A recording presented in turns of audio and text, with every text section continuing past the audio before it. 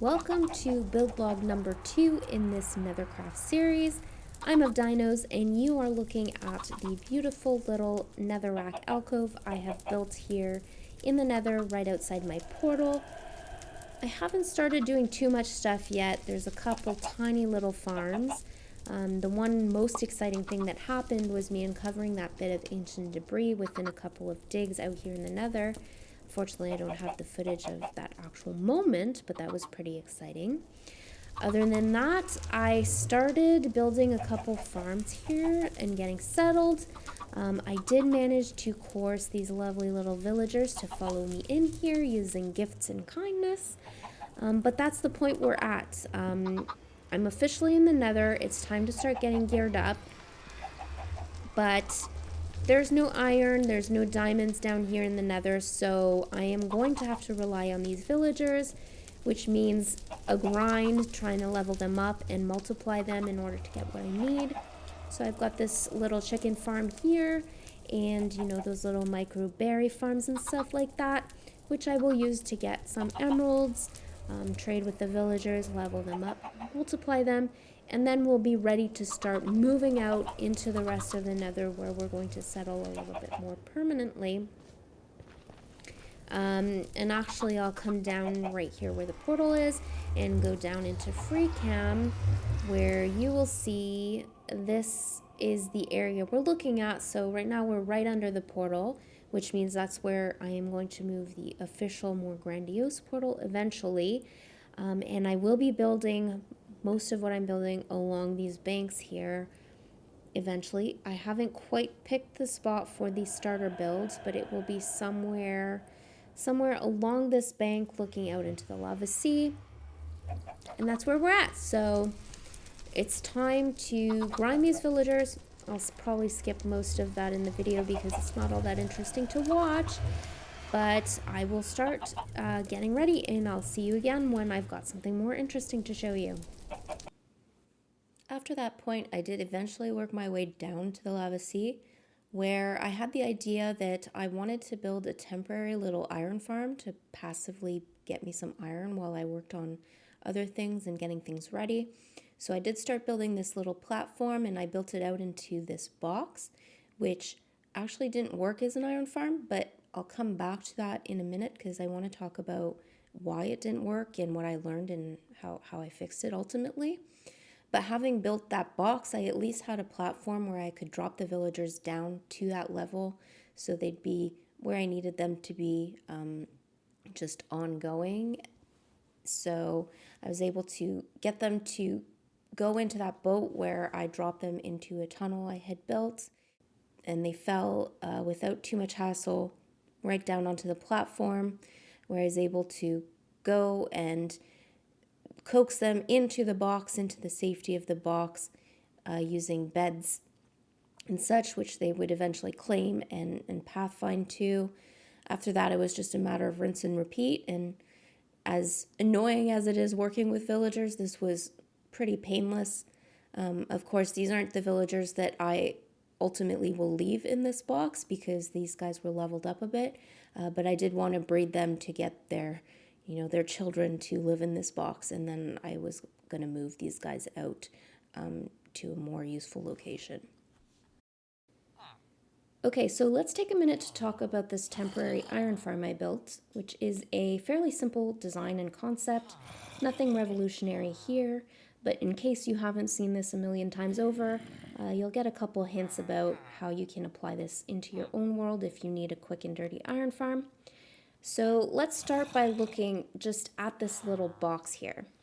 This is the very basic concept of an iron farm where you have 3 villagers with a line of sight onto a mob that scares them like a zombie, and they will run around in panic and try to spawn iron golems to protect themselves. Of course, right now I have blocked off that line of sight, so no spawning is happening. But that's the basic concept: 3 villagers, some kind of scary mob. And then the next thing that's important to note is they do need to be able to sleep every night in order to be able to spawn. So you have to have some beds in here with at least 2 blocks of airspace above them for them to be able to dip into the beds. Other couple interesting things to note here is I have buttons in front of the bed here. That's to prevent iron golems spawning within their box. I do have a light to prevent spawning, although it shouldn't because none of these blocks are now spawnable. And the zombie is sitting on a slab. Could be any other type of non-spawnable block because you don't want the iron golem spawning in here and killing the zombie. So beyond that, let's talk about what it takes for an iron golem to spawn. We already talked about the villagers needing to sleep. They need a line of sight. But the next important thing is they will not spawn a golem if they spot another golem somewhere within a given radius, or perimeter to be exact. And that perimeter is 16 blocks out on either direction. So if I put my reference block here in the middle of my villagers and go 16 blocks out, you can see I've already mapped this out, but just to show you, 16 blocks out. And in fact, because my box is a little 3x3 block, I can go out one extra block here. So however you decide to set up your farm, you do want to make sure that no golem can spawn within that perimeter. The blocks for doing this, it's your typical blocks. You've got buttons, you've got slabs, trap doors, glass, other transparent blocks like glowstone, lava will do it, which is good for us, as we know what our box looks like in the nether. But it is important to note that unlike some other mobs, iron golems will spawn in water, so using water to spawn-proof iron golems is not going to work. So let's jump ahead to look at the basic concepts of the box I built so we can talk about what worked and what didn't work. The reason I picked these dimensions wasn't anything technical. It was because where these villagers were sitting ended up being pretty much exactly where I wanted the eventual portal to go. It's sitting right under where the actual portal is. And then I built it out this way long enough that I would be able to drop those villagers in perfect safety. Not too much consideration for an exact length. I just went out as long as I could. And then when it came to these pillars on the inside, just on autopilot, I built them out as long as I had space. But what you can see that's important with these pillars is they are all spaced, so there's exactly a 1 block gap between all the pillars and the walls, because iron golems will spawn in a 1x3 high space, but they don't actually fit in that space. So the killing principle with this farm is really simple. It's a suffocation farm where anywhere that the golem tries to spawn, it will manage to spawn, but it's too narrow for the golem to actually survive in this farm. So let's go back here and look at this a little bit closer. Here you can see I did open up an eventual line of sight to the zombie. If I'm building this as a more permanent farm, I'm usually going to want to optimize my killing mechanism a little bit better so that the golems die faster and you get faster turnover, as well as I want to optimize the line of sight to the zombies and the villagers so that they will manage to mostly just duck into bed really briefly at night, but stay scared most of the time. I do often like to come in and put in a trapdoor because then I can play with the line of sight manually and turn it on and off as I need. But yeah, so essentially this is what we're looking at even in my farm here. When the farm is open, you can see they can start panicking. And of course, they are not spawning anything because these guys have never slept or have not slept in the past, day and night cycle. So let me just simulate that right now. So time set night, and we'll watch them duck into bed, hopefully. Another reason when I'm not making a perfectly optimized sort of line of sight, I do like that trapdoor in so I can force them to sleep when I need to. But you can see they will mostly find themselves to sleep eventually. But let's just force the issue a little bit here. But okay, we're good. They've all ducked into bed at least once. I can even set the time back to day, but that won't matter. And there you go. You can hear the golems are spawning. Everything's good. This farm looks like it's working. But I did say it wasn't working, so what's the deal with that? Okay, so now this is exactly the type of box I had in this nether Same concept of these blocks with these pillars, but there's now a slab roof on top of the entirety of the structure, and this entirely stops the farm from working. So right now I have it closed, but even if I come in and open this, these guys have just slept, so they should be good to go. They will not spawn anything. And why? Why does this roof make a difference? So this is the part where, going off of memory, I didn't quite have this concept locked in my brain because I just have not built in the Nether having to put a roof on it. And what happens here is that actually, and let me grab my lime concrete here to demonstrate in the same fashion. If I put my block here, which is the middle of my villager spawning area, golems will actually spawn 6, now they're spawning because I put concrete down, very good. The perimeter ends up being 8 out on either side. So this is 8 out, and of course because the box again is a 3x3, they will spawn up to here. They will spawn up to here, so this is 8 blocks out. So this blue area is all spawnable, as well as this. So you can actually see this end bit of the farm isn't really required because nothing will spawn there. But as I say, the length of this wasn't really for a technical purpose. It was more because I wanted to make sure my platform was going to catch my villagers. But the next requirement is they will spawn 6 up and 6 down of the villagers, where the villagers are sitting. So if I come in and put this at their feet, and I go up 6,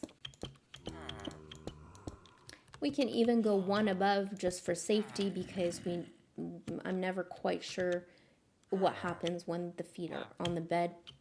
Okay, so with these metrics, it looks like we should be okay because the spawning volume is well within the sort of box that's made out by the spawnable area around these villagers.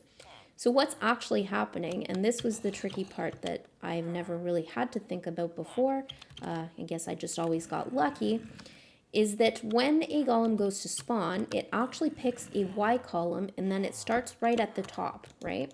So if I pick here, I'm just going to arbitrarily say, okay, golem picked here. And what happens is it starts right at the top and then it starts to go down looking for the first non-air block. So this is air block. It'll keep going down. It will find the first solid block, which the slab counts as solid blocking. So we'll come here and it will say, okay, this is where I am trying to spawn. Then it will check, is the block I'm standing on actually spawnable? In this case, no, because it's a slab and it won't spawn.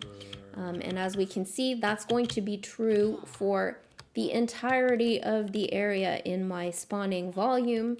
And there you go. What you get is no iron golem spawning. And then you can see if I remove the roof and go back to our old solution, what we have is a bunch of places where it can actually spawn. So if I pick my Y column again, I pick it, say, right here, same spot, and I say, okay, go down until I find the first solid blocking block. Now the iron golem is going to say, can I spawn here? Yes, I can, and it will spawn.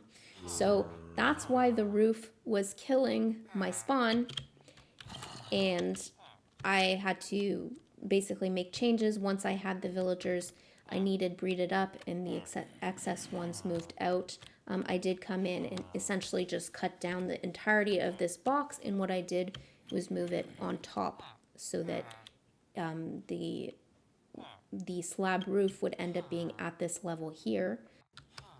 And to recap that tricky spawning mechanic one last time, the way it works is it will come and look at the top Y block of the Y column it finds, and what it will do is it will go downward until it finds an air block.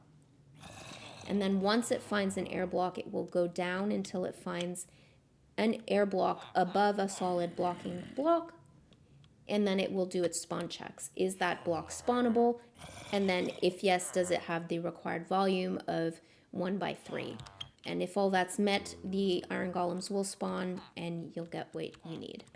Okay, so here we are back in the real server world with the final iteration of this temporary farm.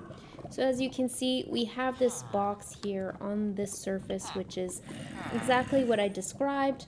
3 villagers, 3 beds. You have the zombie there to make them panic. Obviously, the line of sight, it's not perfect. A couple of them aren't panicking.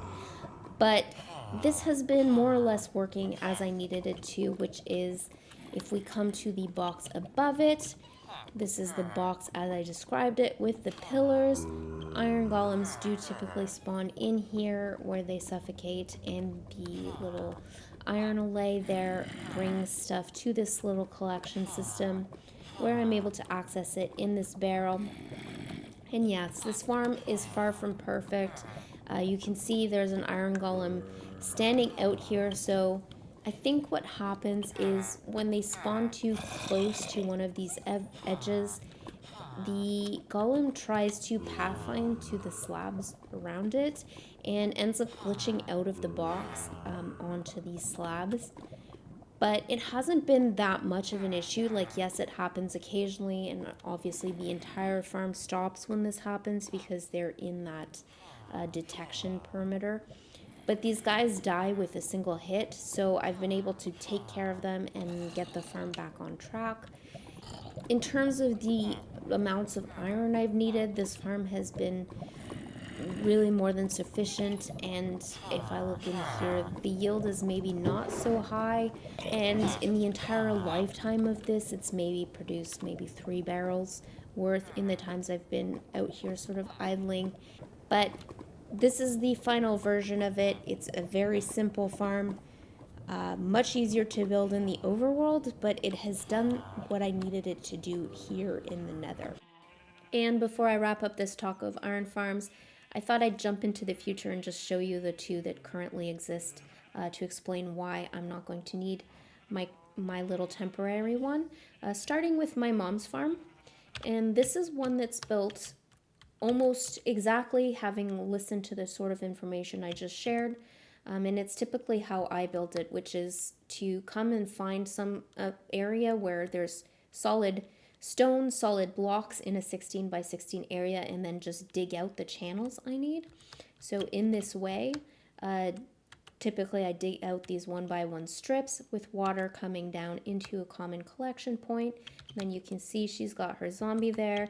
She's got her villagers here that are for scaring. And you can see, like, there's ways to optimize this. You can see right now they're standing here not being scared, so there's tweaks you can do to make sure they have better line of sight or the type of line of sight you need. But this does do the trick. The zombies do end up the golems do end up spawning, even having just these 3 channels here. They will attempt to spawn, and eventually the iron will drop and be collected. Okay, there we go. The column is spawning. And then just to show you, it's really, really simple design, and yet it's going to yield way sufficient amount of iron for most people's usage. So unless you're doing really iron heavy stuff, she's had this running for a few weeks now, it must be said, but you can see there is plenty of iron in here. No issues with that. And finally, we have this farm here built by my friend Cal, and this one is definitely more sophisticated than the other ones on the server. Definitely has a better yield as well.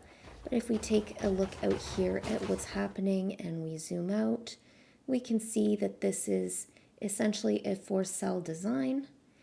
But coming back to look just at one of these cells, you can see it's the same basic concept where you have a zombie, you have 3 villagers being scared, and iron golems will spawn on these platforms where the water will flush them out towards that tube, and they will drop down into the killing chamber, immediately getting out of any kind of detection zone.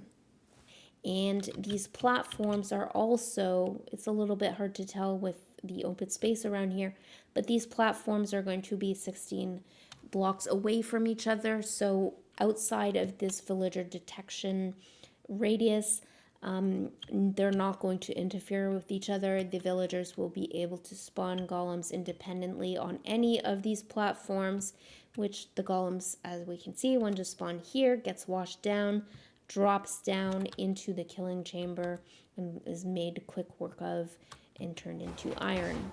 And if we come in here to look at the iron collection system, even this is more sophisticated than anything we've looked at. It's making use of the crafter block to come and turn the iron directly into iron blocks, as well as splitting out some of those poppies into a composter to generate bone meal. And yeah, this farm definitely sums up why I won't be needing to worry about keeping my dinky little iron farm or even rebuilding it, because we are sharing some amount of resources on this server, and this farm generates more than enough iron for what I could personally use over the course of a Minecraft world, and I think even more than what our little group of Minecrafters can use. So yeah, that sums up what iron farms have been like on this server. With all that said, I had hoped to work on a little bit more build progression in this video, but the talk of iron farm I think was useful, but did take up a lot of time, so I'm going to leave it there for now, and I'll come back next time and start actually fleshing out the real builds and the real story that I want to work on here in the Nether. But for now, let me just show you where we sort of ended up at this moment in time, which was out on this bank where I'll build my starter build eventually. But for now, I did just secure those first few villagers in this safety box, and you can see I'm starting to gather some resources for eventual builds. But that's going to do it for now, and I will see you next time.